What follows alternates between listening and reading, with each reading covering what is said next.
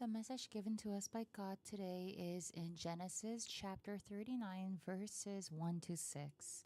Now Joseph had been taken down to Egypt. Potiphar, an Egyptian who was one of Pharaoh's officials, the captain of the guard, brought him from the Ishmaelites who had taken him there. The Lord was with Joseph so that he prospered, and he lived in the house of his Egyptian master. When his master saw that the Lord was with him, and that the Lord gave him success in everything he did, Joseph found favor in his eyes and became his attendant. Potiphar put him in charge of his household, and he entrusted to his care everything he owned. From the time he put him in charge of his household and of all that he owned, the Lord blessed the household of the Egyptian because of Joseph. The blessing of the Lord was on everything Potiphar had, both in the house and in the field. So Potiphar left everything he had in Joseph's care. With Joseph in charge, he did not concern himself with anything except the food he ate. Now Joseph was well built and handsome. This is God's living message. Amen.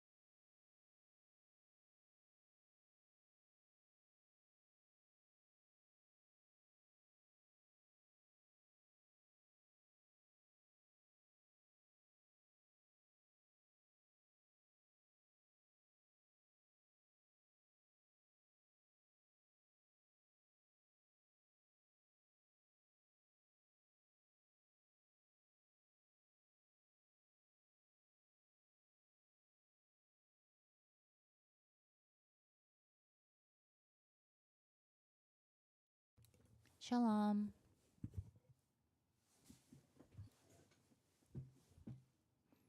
Let's greet our neighbors with these words. Let us walk with God.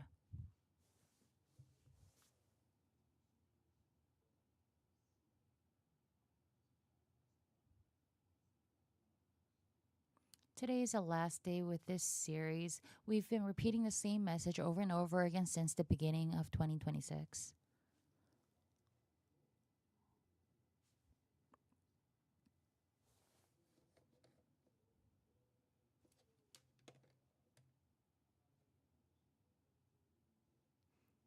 I think now is the time for us to evaluate how far up the list was living with God, walking with God.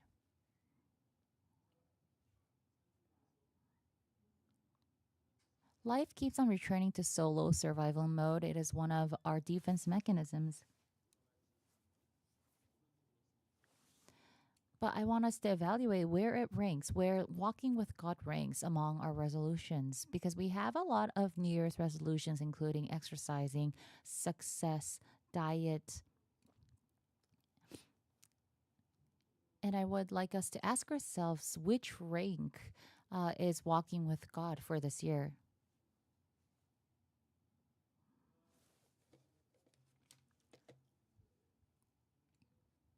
We know that it's important to walk with God, but when we go back to our real lives outside of the church, we often fall back into our old habits. So this is why we have been reiterating the same message every week so that we can understand that walking with God is indeed the most important thing in our lives.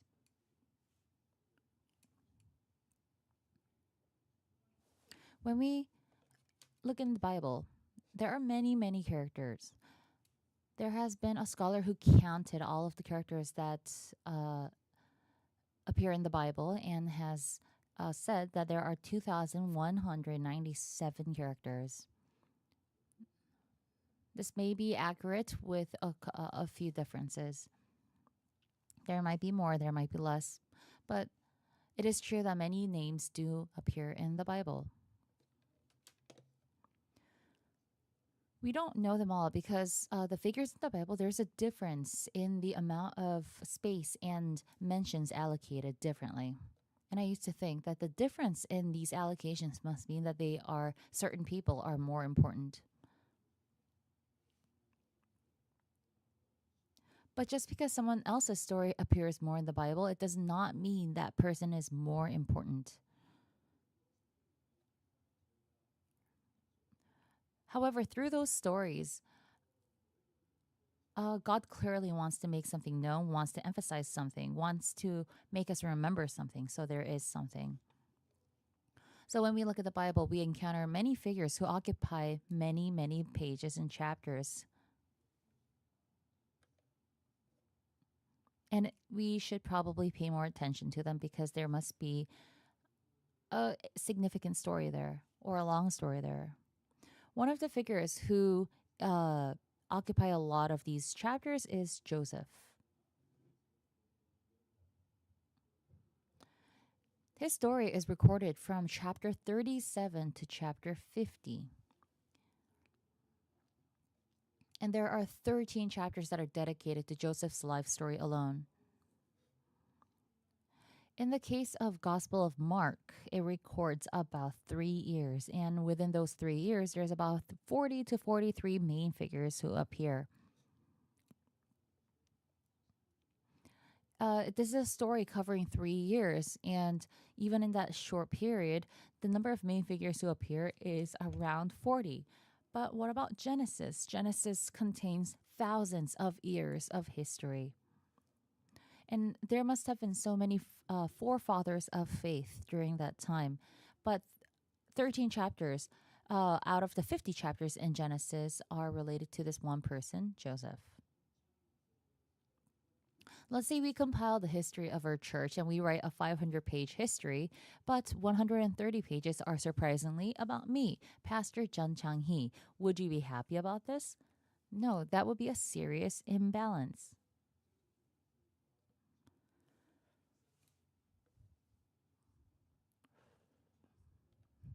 And think about me trying to persuade people that to uh, put include a lot of pages about me in this history of our church.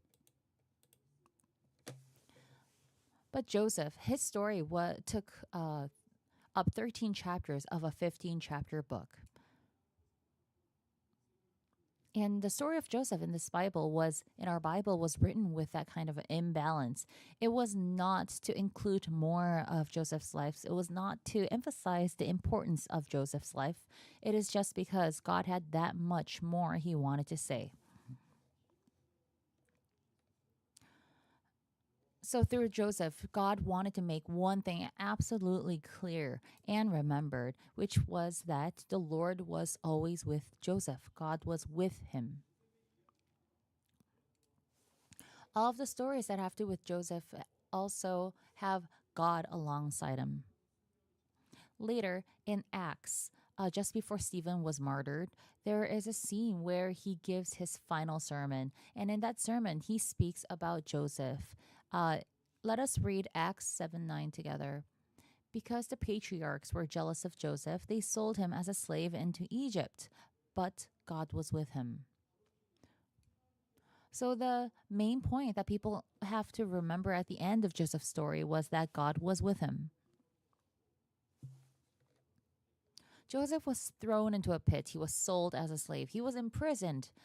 But then, and he even became the prime minister of Egypt. And throughout everything, at all times, we know the Bible tells us the Lord was with Joseph.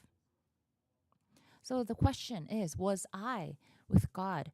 Was I always walking with God? The main story, the main point of all of our stories have to be, was God with me? Was I walking with God? I pray that none of you will be walking alone in your journey of life. To go back to the message, let us read verses 1 and 2 together. Now Joseph had been taken down to Egypt. Potiphar, a Egyptian who was one of Pharaoh's officials, the captain of the guard, brought him from the Ishmaelites who had taken him there.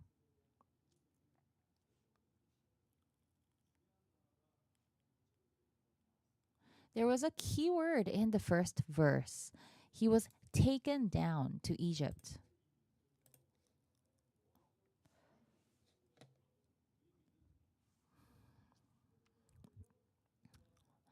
The word, the phrase taken down in the original language carries the sense of flowing down or being dragged down. We know that Joseph spent a childhood filled with love. He received much love from his father and wore a richly ornamented robe. But one day he was dragged down into a place of famine in his life. And this is how his story begins. There is an expression, extraordinary. It means that it surpasses, or he or she surpasses, the ordinary level. And Joseph is also recorded in the Bible as extraordinary. So, what was Joseph's extraordinariness? Let's read verse 6 together. So, Potiphar left everything he had in Joseph's care. With Joseph in charge, he did not concern himself with anything except the food he ate. Now, Joseph was well built and handsome. So, here, which phrase stands out to you? Well built and handsome. This hints at the temptation by Potiphar's wife that will soon follow. He was handsome. His good appearance likely resembled his beautiful mother, Rachel, as she is depicted in Genesis.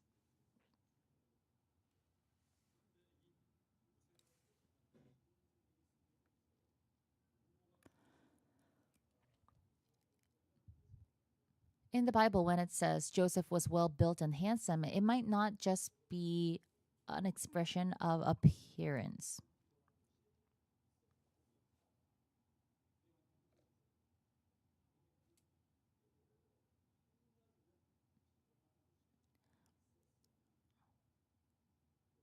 Please nod your head if you think there is something extraordinary about you. And let's greet each other, our neighbors. I think there is something extraordinary about you. Let me ask you something. Do you think there is something about me that is extraordinary?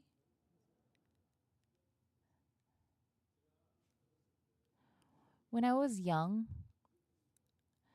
the adults in my neighborhood often said that my ears were big.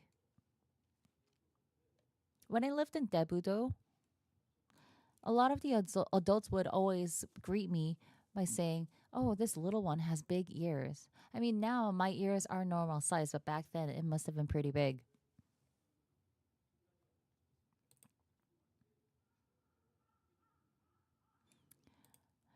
In that neighborhood, having big ears was a symbol of extraordinariness, and they would mention, "Oh, the little one has big ears; he will grow to be big."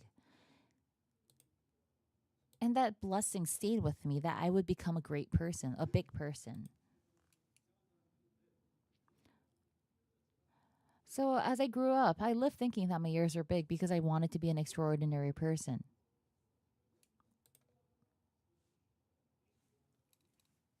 And it worked as a blessing for me. So when you see a child, please be sure to say something like that. Like, even when you say, "Why your child's eyes are so big," parents hear it as extraordinariness. So let's practice complimenting each other. Let's compliment our neighbors. You have big eyes.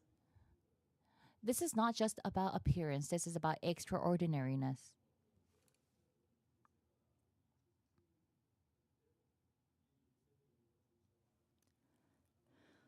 Some some scholars do say that when the Bible mentions that Joseph was well built and handsome, it was simply not just a greeting or a compliment. It was interpreted as to imply that Joseph was an extraordinary figure.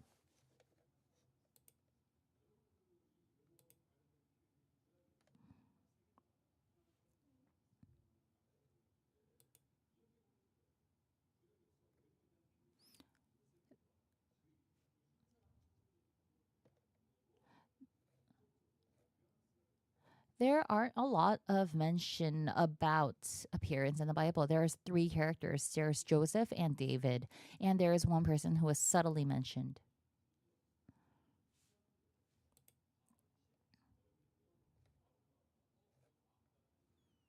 But when they talk about David, they talk about how his uh, face was red and jolly, but that's also saying that he wasn't meant to be a king.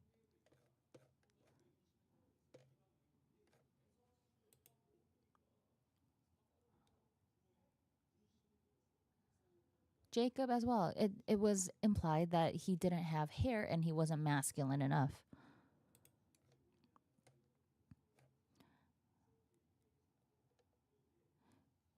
And why was Joseph, his appearance mentioned?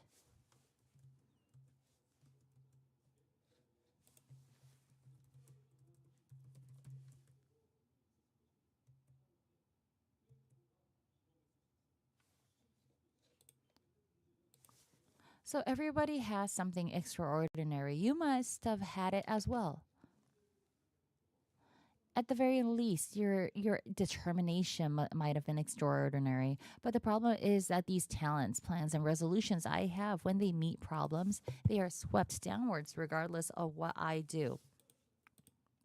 And this was Joseph's life. His life was shaken by a storm. He could not lead his own destiny, and circumstances controlled his life. People sold him, people bought him, people controlled him. And instead of wearing a richly ornamented robe, living a life where his extraordinariness showed and shone, his life became miserable, dragged downward. And how unfortunate is this? We think of this as misfortune. You may have been in a place where you could have been happy, or you may have been getting close to that place, or within plans heading towards that place.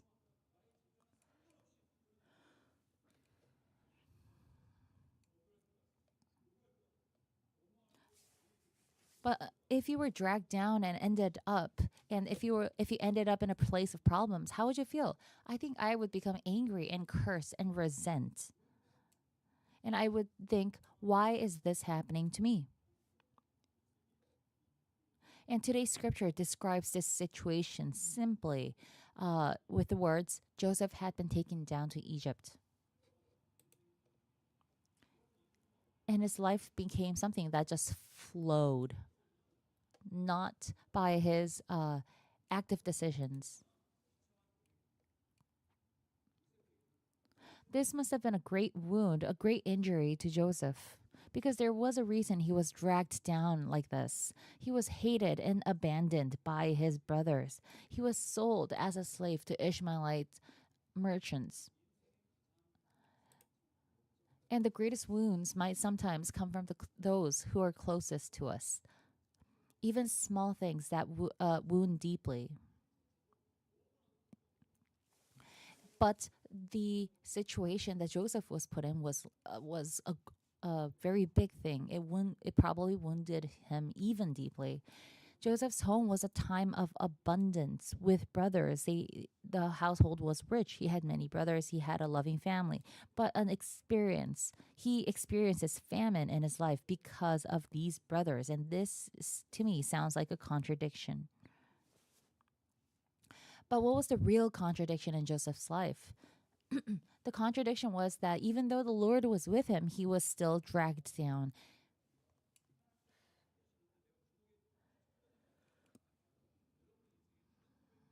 It's strange to say, it's different to say, the Lord was with me, and to say, even though I was imprisoned, the Lord was with me. To say that I was imprisoned and God was with me, or to say that God was with me, even though God was with me, I was dragged into prison. These are very different words. In our suffering, the declaration that God is with you, with me, brings grace.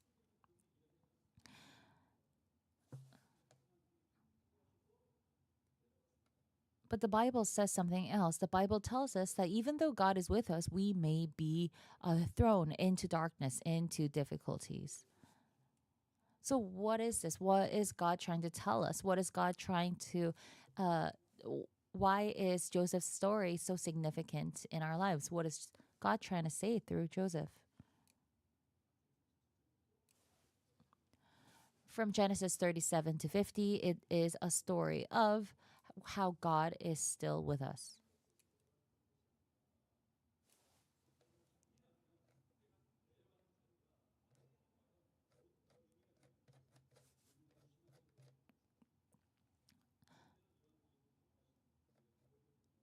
Sometimes when we are in deep pits, it is helpful to read about other people who have gone through these things. I would like to introduce a book or an author. He wrote the book Letting Go, which was published in 2006. His name is Lee Yong-kyu. He is a missionary. He devoted himself as a missionary, and after even such a commitment, he was often dragged down into difficulties and problems. He must have felt deeply disappointed with God, but after going through such experiences, he eventually said this, that behind the pain, there was a calling that was hidden. And I think his passion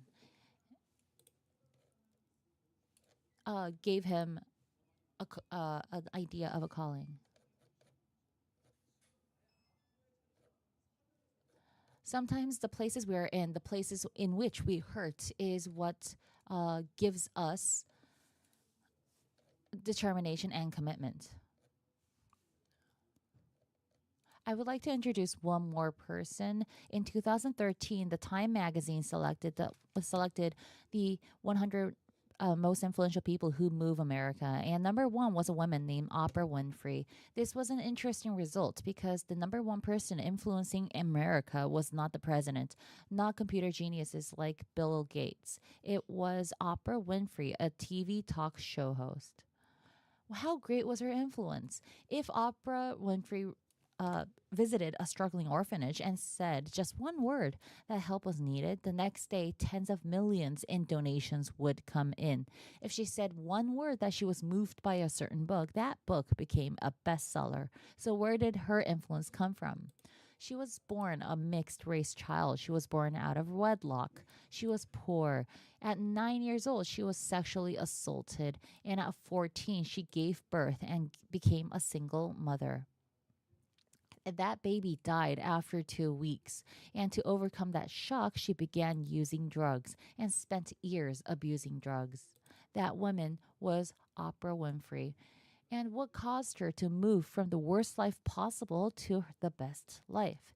In her life, full of problems, there was something that she began to do one day. She began to read the Bible, uh, especially through the story of Moses. She confesses that she was shaped. There were four life philosophies in her that made her influential, and she talks about these philosophies. If we read her autobiography titled "This is the Calling," then we can see these four life philosophies, and here's a summary of them. First, having more than others is not a blessing, but a calling. Second, if there is something you hurt about more than others, if there is something that you hurt about more than others, it is not a pain, it's not pain, but a calling. Third, if there is something that excites you more than others, it's not a fancy, but a calling. And fourth, if there is something that feels heavier to you than others, it's not coercion, but it's a calling.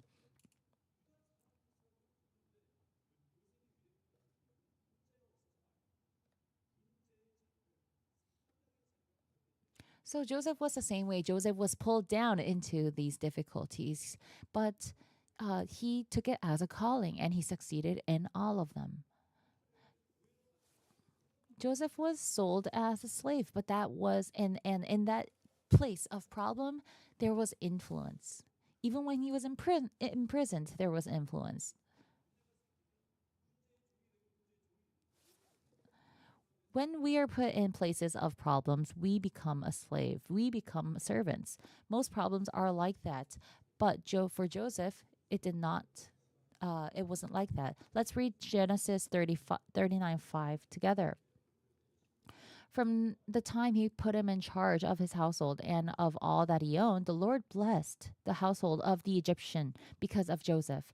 The blessing of the Lord was on everything Potiphar had, both in the house and in the field.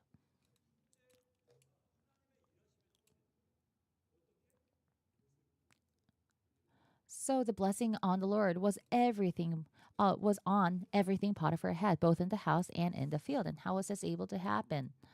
It's because Joseph's influence was exercised there.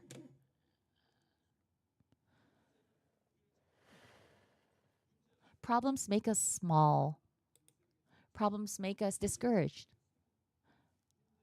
They make us groan under them. But Joseph had a distinguishing trait.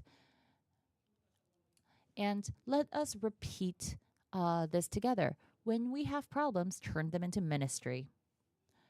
This is what Joseph did.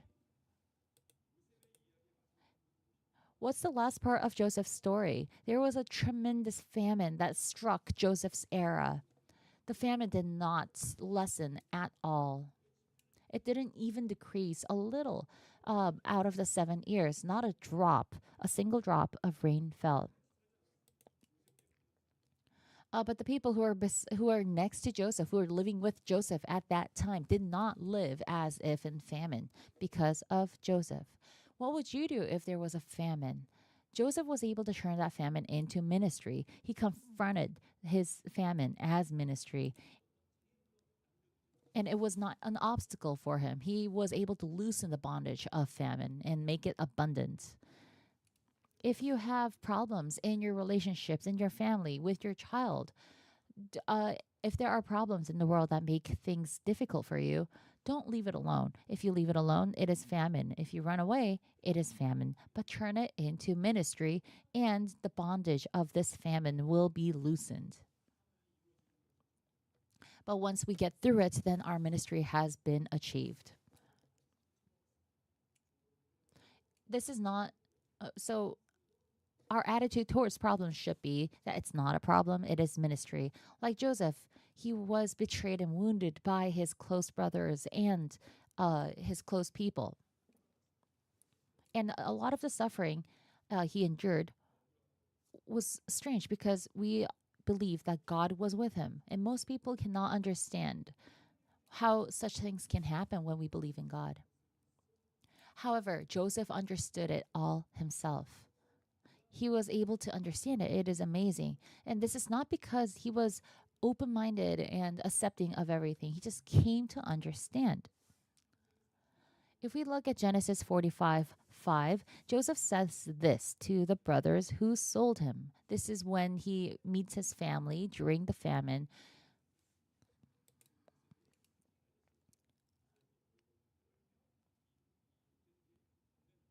And when the brothers see Joseph, they start trembling because they remember all the times that they uh, were awful to him. But this is what Joseph says to these brothers. Let us read it together. Genesis 45:5. And now do not be distressed and do not be angry with yourselves for selling me here, because it was to save lives that God sent me ahead of you. Joseph is declaring that God was with him, that it was God's plan. He's saying, do not be distressed, because in the moment when my life looked like famine, this was not because of you, but it was because God wanted to accomplish something. That's why he sent me to this place. This is what Joseph is saying. He understood everything. He understood his role, he understood his calling. And he shares this with his brothers who clearly do not understand. In the following verses, Joseph continues to declare, but God sent me ahead of you to preserve for you a remnant on earth and to save your lives by a great deliverance. So then, it was not you who sent me here, but God. He made me father to Pharaoh, lord of his entire household and ruler of all Egypt.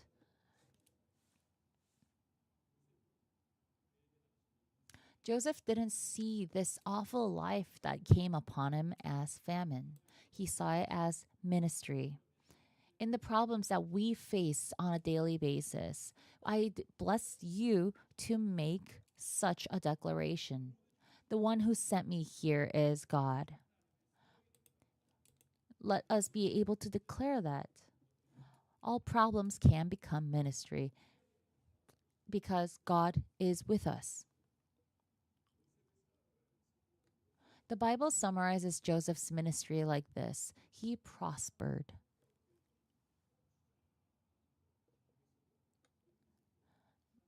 Even in the pit, even in prison, God's work did not end.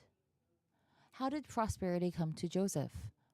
There is a meaning to the name Joseph. When Rachel gave birth to a son, she says, God has taken away my disgrace. And she says one more thing. May the Lord add to me another son. And she names him Joseph. So Joseph basically means to add. He will add. So prosperity means he washes away and he adds. So he washes away the place of problems and adds to it. That is prosperity. God's will and plans are to wash away and to add. The Lord God was with Joseph when he became Potiphar's servant. And through Joseph, Potiphar saw what God was adding. And because of that, Potiphar's household received the privilege of enjoying God's blessing.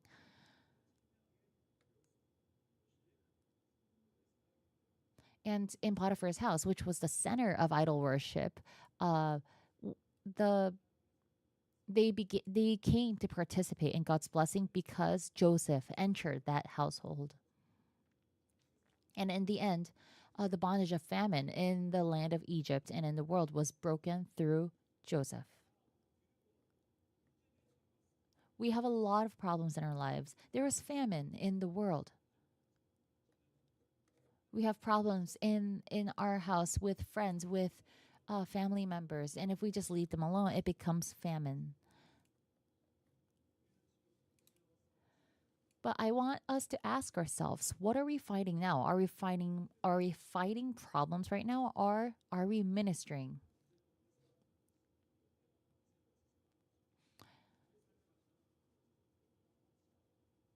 We don't carry out ministry because we have great power.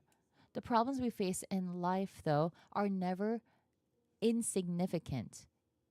And we often appear weak. We often feel weak.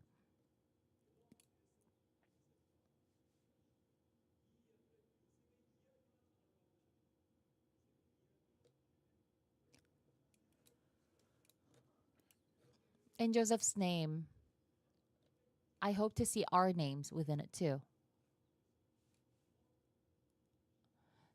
so that God can walk with us in all things, like he did with Joseph.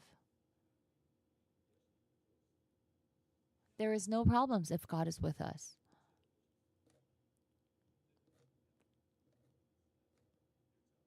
Whenever we encounter problems, we need to turn them into ministry. I pray that all of the bondage, the breaking of bondage, a famine will be upon you all. Let us greet each other, break the bondage of famine. When you face problems, turn them into ministry. When God is with you, that's what will happen. Let's all stand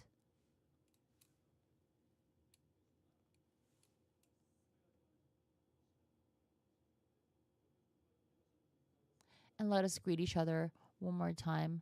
Let's walk with God.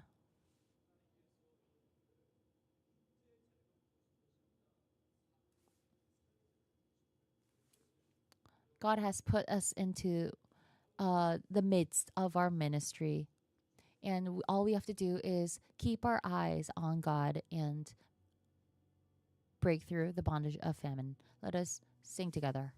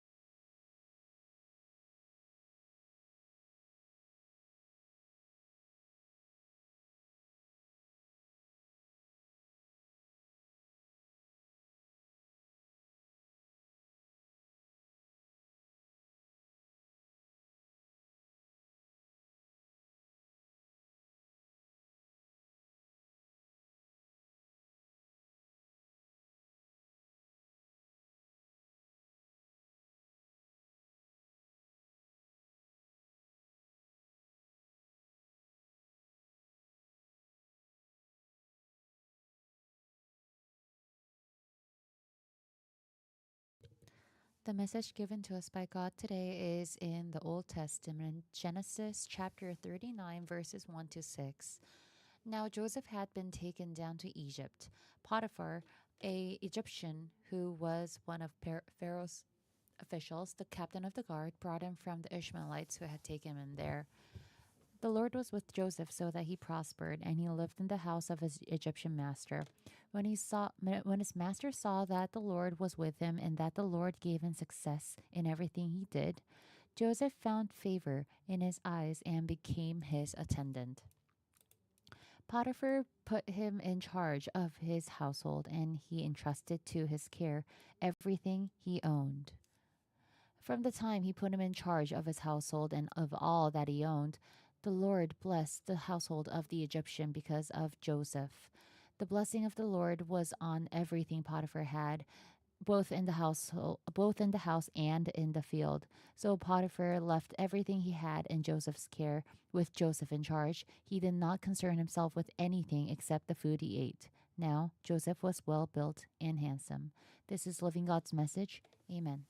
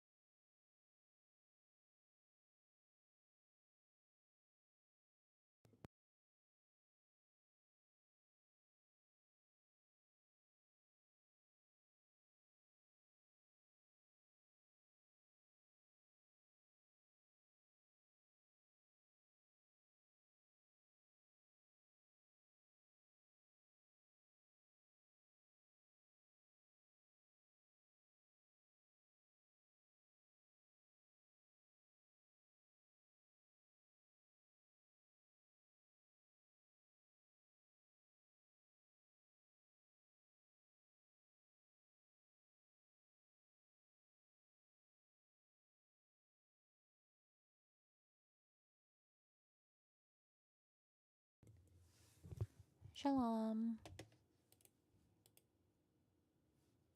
Let's greet each other with the words, "Let us walk with God."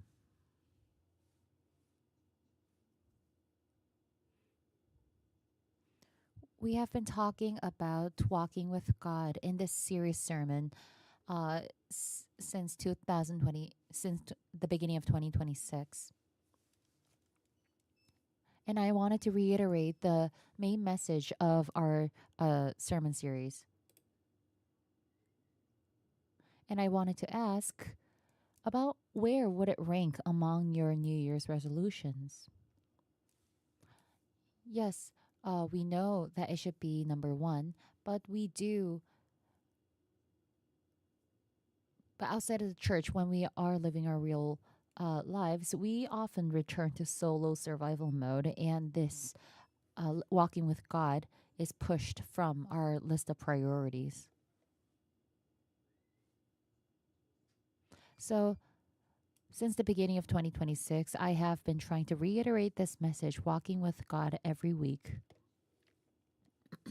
So we can be reminded every week that it is important, crucial to walk with God. When we read the Bible, there are many characters, many figures that appear. A scholar counted them and said that there are 2,197 characters. Yes, there are many names that appear in the Bible, but we do not know them all. In the past, I used to think to all the figures in the Bible, since there is a difference in the space and time allocated for them, I thought that the difference in length equaled or was proportional to their significance. However, now my thoughts have changed because before God, there is no life that is unimportant. Just because someone's story appears more often in the Bible or more longer in the Bible, it does not mean that that person is less important. We can't say that. However, what I do know for sure is through significant characters or characters with significant allocations in the Bible, God clearly wants to make something known. He wants to emphasize something. He wants to make us remember something. So there is something. So when we look at the Bible, we meet a lot of characters who occupy many chapters, many books. And one of them is Joseph.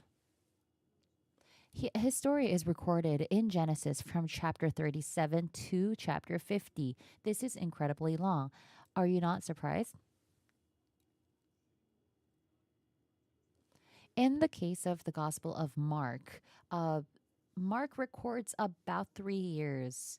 However, there are 16 chapters in Mark. However, within the 16 chapters, within a story covering 3 years, there are about 40 to 43 main figures who appear.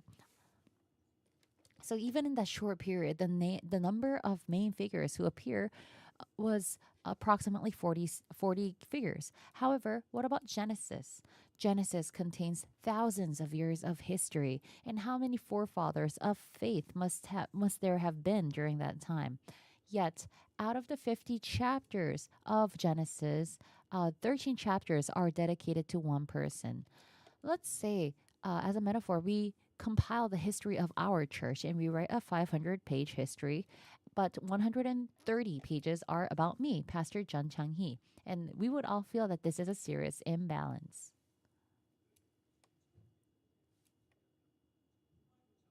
I could persuade you and tell you that it would be amazing to have 130 pages about me, but again, it would be an imbalance. So the story of Joseph in this Bible was written with that kind of imbalance. There were 13 chapters dedicated to Joseph alone out of the 50 chapters. But this was not to include and introduce to us more of Joseph's life. It was because God had that much more that he wanted to say.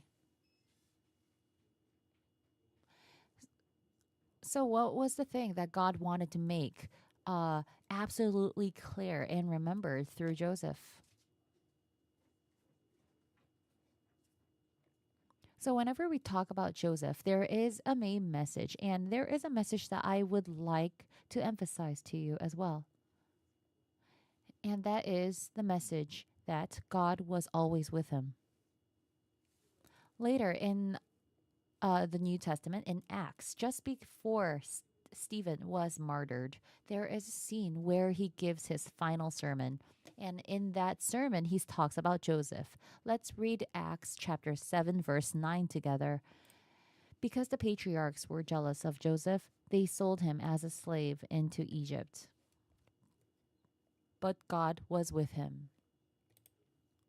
So we are reminded again with Joseph's story that God was with him.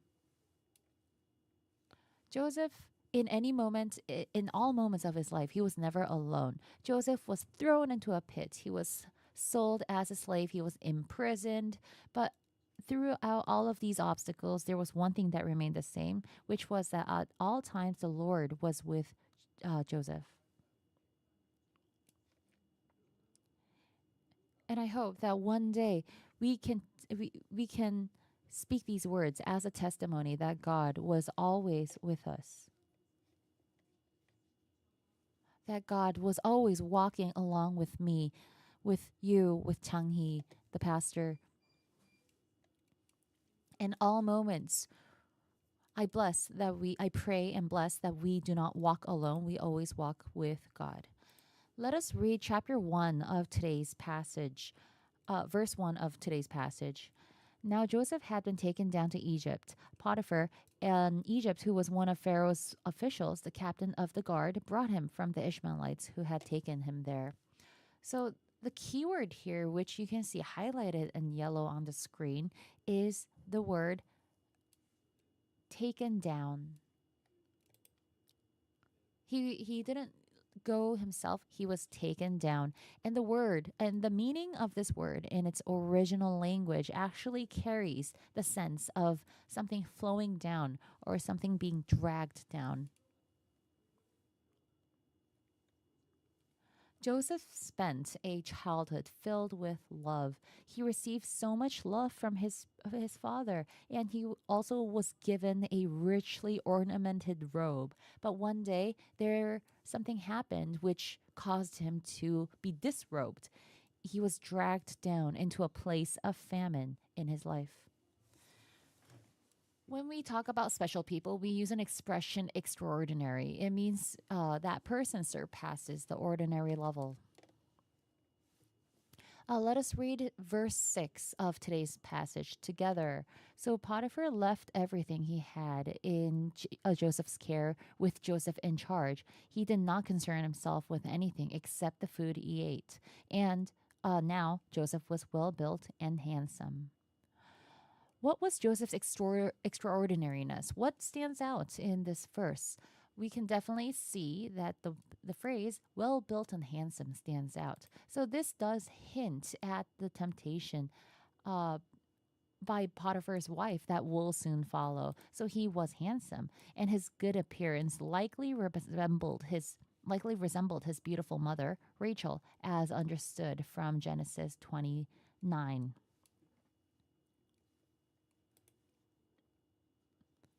So this was something that was extraordinary about Joseph. But what about us? Let's do we all have something that is extraordinary about ourselves as well? Let's nod. Let's greet our neighbors. Something in you is extraordinary.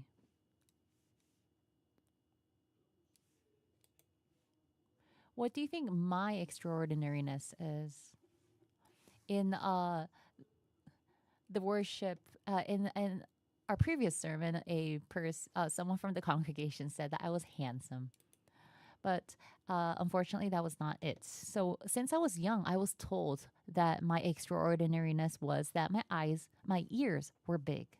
So when I lived in Daebudo, a lot of the neighborhood adults told me that I was very small, but my ears were very big.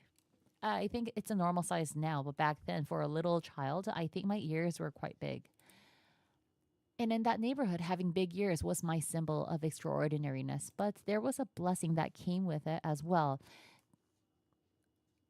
They used to tell me that my ears were big because I was going to grow to be an extraordinary, great person. So what they were telling me was that my ears were big, and and that was supposed to be that was meant as a blessing for me. And I lived thinking since my ears were big, I was going to grow and fit into that bigness, that greatness, and I wanted to be an extraordinary person. So when we see a child, be sure to give them a special compliment. It could be anything about the child's eyes being big or something else. But if you praise it, if you give them a praise about something, the parents hear it as extraordinariness and it could stick with them. Your your chest is so broad. Your forehead is beautiful. So this is not only about someone's appearance, but it is about extraordinariness, something that makes you stand apart from other people. So when Moses wrote Genesis, he said Joseph was a well built and handsome person, not simply as a greeting or a comment on Joseph, but it was to imply that Joseph was an extraordinary figure. Descriptions about appearance doesn't actually appear as much in the Bible, especially the Old Testament. So in the Old Testament, it actually talks about appearance twice. Once was with David and once was with Joseph. There is another character who wasn't explicitly commented on about their appearance, but subtly commented, and that was Jacob. David's appearance was beautiful and red. It had red hues, and they talk about. However, with Jacob, they talk about how he didn't have hair. Esau, his brother, had a lot of hair, and that symbolized his masculinity.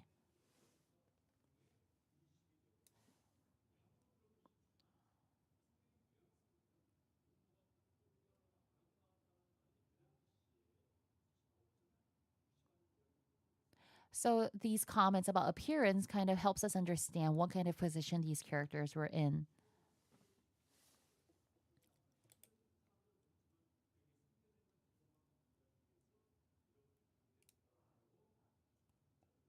Some scholars, therefore, talk about Joseph's appearance, or they say that Joseph's appearance is mentioned because it was a part of something that influenced him later on.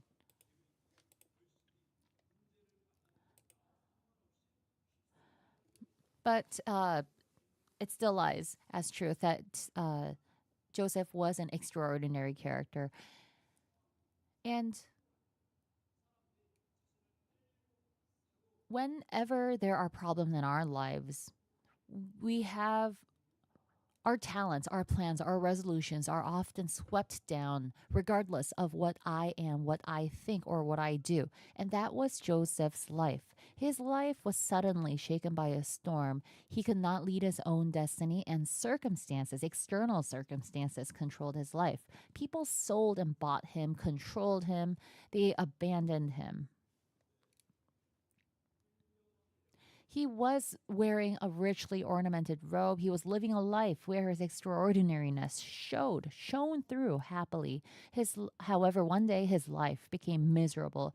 It dragged downwards. And how unfortunate is that?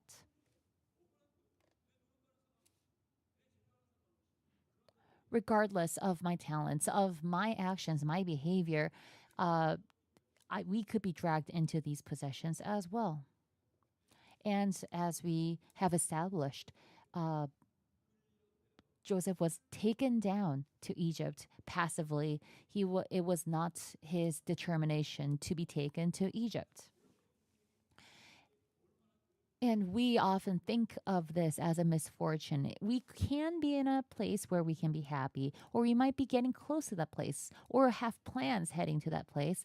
We might be gradually moving towards it. But if we are dragged down and taken to a place of problems, we become upset.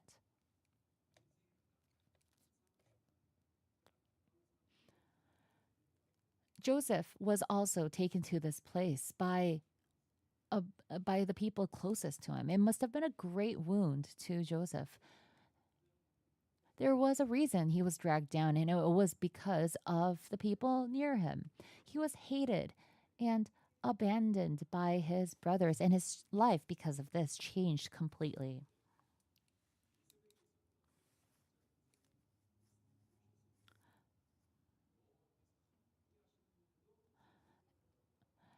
How, but, and with Joseph as well, and on our lives, the biggest contradiction in Joseph's life was that he experienced so much famine in his life, even though the Lord was with him. He was dragged down.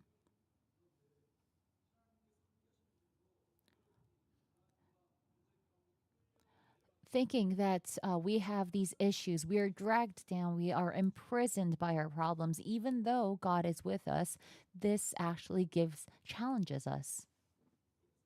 And it's difficult to declare that God is with you. It's difficult to declare that He brings you grace. Being with God doesn't mean that we have no problems, and it does not mean that uh, we don't have any suffering. The expression that we need to use is, and through what we can see through Joseph, is that even though God is with us,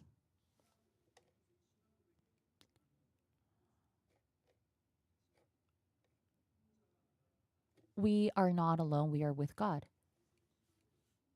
Even though difficult things happen in our lives, despite that, God is with us. It is not because we are lacking God.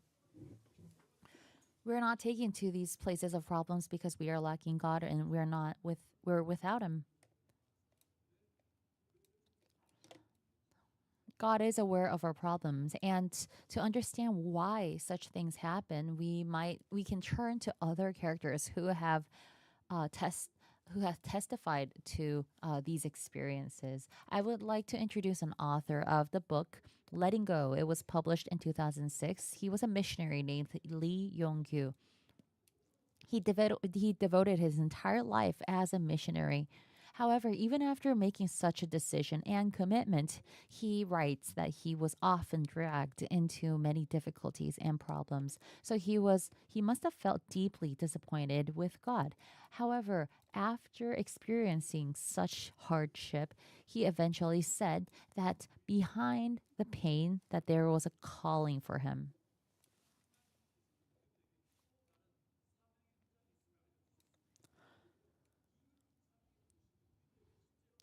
Where we are called, the famine, the places of famine, the places of problems that we are called upon, there is a true calling. This is what he said. And I would like to introduce one more person. In 2013, Time magazine selected the 100 most influential people who move America, who influence America. And the number one woman was a woman named Oprah Winfrey. And this was interesting. The number one person influencing America was not the president, not computer geniuses and billionaires like Bill Gates. It was Oprah Winfrey, who was a TV talk show host. How great was her influence? If Oprah Winfrey visited a struggling orphanage and said just one word that help was needed, the next day tens of millions in donations would come in.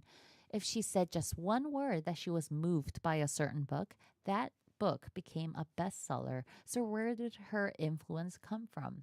She was actually born a mixed race child. She was born out of wedlock and she was poor. She at 9 years old she was sexually assaulted, and at 14 she gave birth and became a single mother. But then the baby died after 2 weeks, and to overcome the shock, she began using drugs and spent years abusing drugs. This was the woman called Oprah Winfrey. So, what caused her to move from the worst moments of her life to her best life?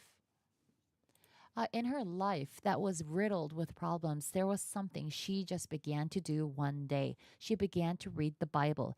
She confesses that she was shaped especially through the story of Moses. In her autobiography titled This is the Calling, she introduces uh, four life philosophies that were formed in her that made her influential. First, having more than others is not a blessing, but it's a calling. Second, if there is something you hurt about more than others, it is not pain, but a calling. Third, if there is something that excites you more than others, then it is not a fancy, but a calling. And fourth, if there is something that feels heavier to you than others, it is not coercion, but it's a calling. She was able to exercise influence because she changed her place of problem to her calling and to ministry. Joseph was sold as a slave, but there was influence. When he was in prison, there was influence.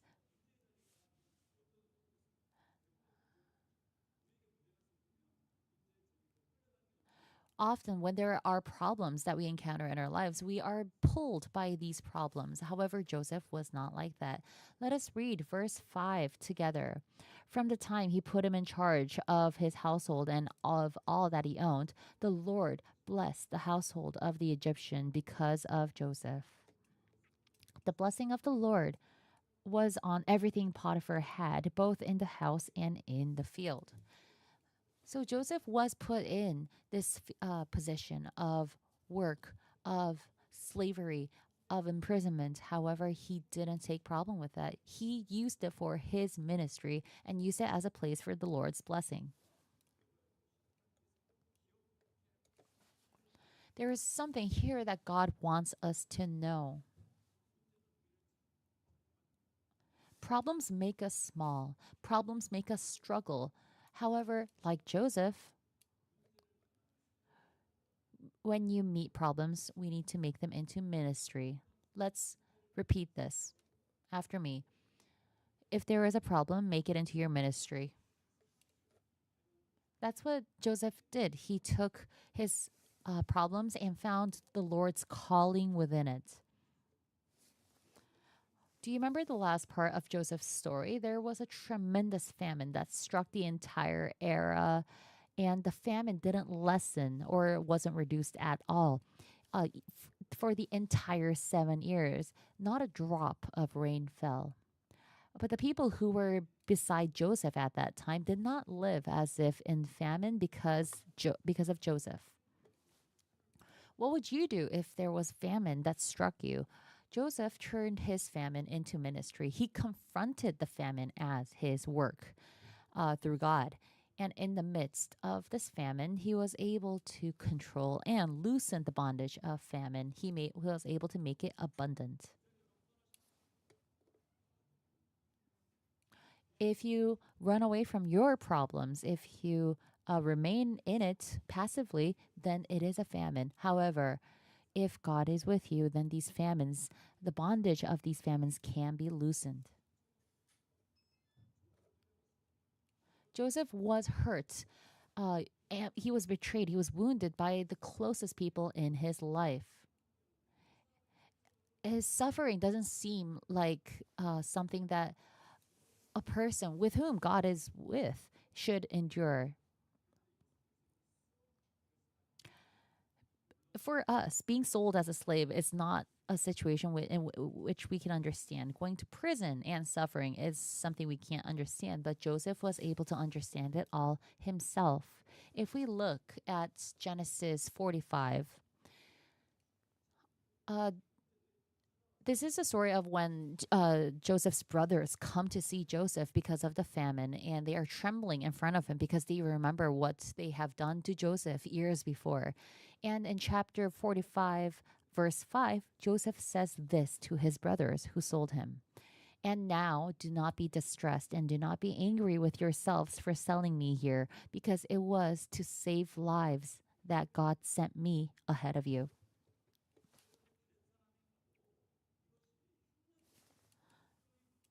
What they were in, the situation that they were in, was indeed a famine. It seemed everyone would call it and define it a famine.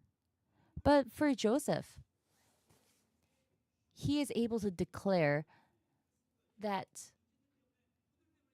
all of this, all of the difficulties in his life did not happen because of his brothers, but it was because God wanted Joseph to accomplish something. He knows and understands that that is why God sent Joseph to that place. Let us read Genesis verse 7, chapter 45, verse 7 again together. But God sent me ahead of you to preserve you for a remnant on earth and to save lives by a great deliverance. And verse 8, so then it was not you who sent me here, but God. He made me father to Pharaoh, lord of his entire household, and ruler of all Egypt. He did not see the life that came upon him, the difficult life that came upon him, as famine. He saw it as ministry.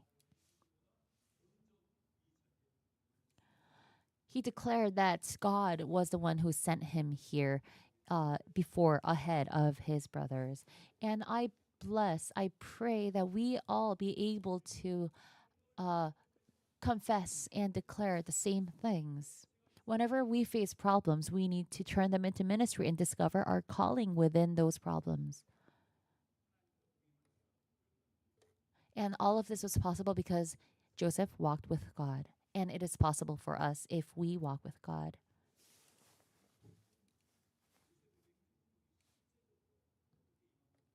How did prosperity come to Joseph? There's a meaning attached to the name Joseph. When Rachel gave birth to a son, she said the following. She said, "God has taken away my disgrace." And she also said, "May the Lord add me to another son. Add to me another son." And then finally, she named her child Joseph. And here, the meaning of the name Joseph is he will add and wash away. So prosperity for Joseph meant that he would wash away and that he would add. God washes the place of problems and adds more to it. That is prosperity. And God's will and plan for us as well is to wash away and to add.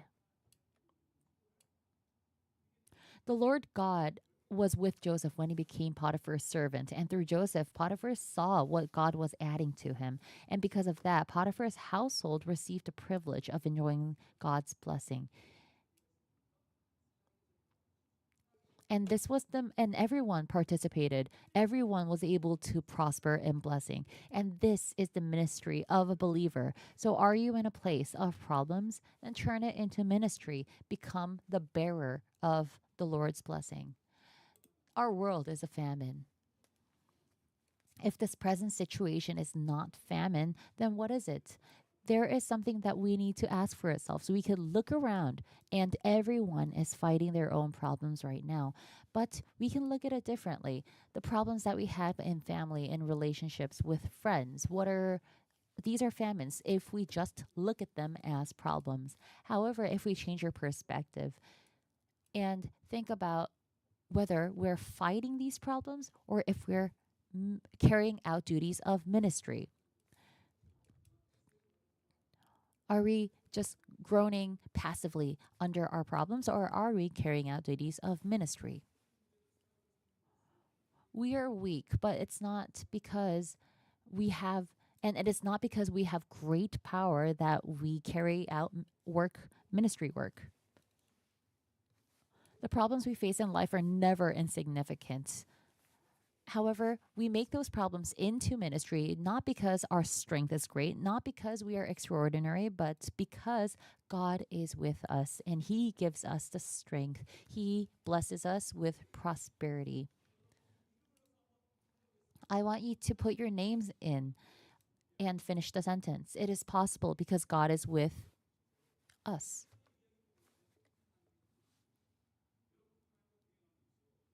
Walking with God, I hope that we all see the prosperity and blessings that Joseph had. Looking at these problems, being before every problem, we need to remember that God is with us.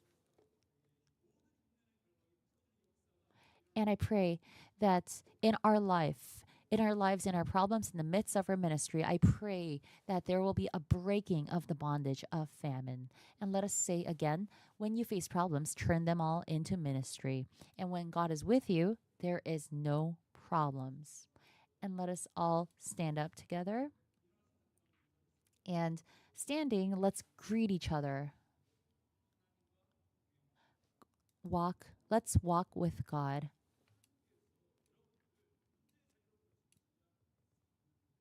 God has not called you to this place of problems. God has called you to a place of ministry, of discovering your true calling. So when we are in such situations, we shouldn't be looking at the problems or focusing on the problems. Let us keep our eyes on God. Let us sing together.